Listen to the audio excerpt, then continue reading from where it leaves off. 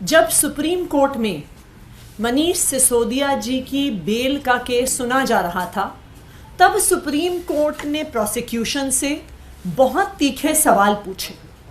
उन्होंने बार बार ईडी से एक ही सवाल पूछा कि आपके पास मनीष सिसोदिया जी से जुड़ी हुई मनी ट्रेल कहाँ है? क्या उनके पास पैसा आया? क्या उनके परिवार के पास पैसा आया? क्या उनकी किसी परिवार के या उनसे किसी जुड़ी हुई कंपनी के पास पैसा आया?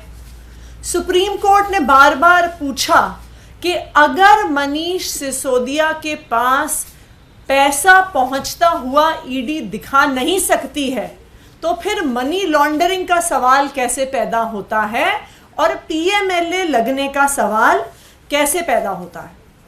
सुप्रीम कोर्ट ने यह भी सवाल पूछा कि जो सारी ईडी की प्रोसिक्यूशन का केस है वो सिर्फ और सिर्फ एक अप्रूवर दिनेश अरोड़ा की स्टेटमेंट्स के आधार पर है। इनफैक्ट जब हियरिंग चल रही थी तो सुप्रीम कोर्ट में यही कहा गया कि अप्रूवर तो अपनी जान बचाने के लिए कुछ भी कह सकता है, उसकी स्टेटमेंट पर कितना विश्वास किया जा सकता है। जो तीसरी चीज सुप्रीम कोर्ट ने उठाई, उन्होंने स्पष्ट तौर से बार बार ऑब्जर्व किया कि पॉलिसी मेकिंग कोर्ट के परव्यू में नहीं आती है।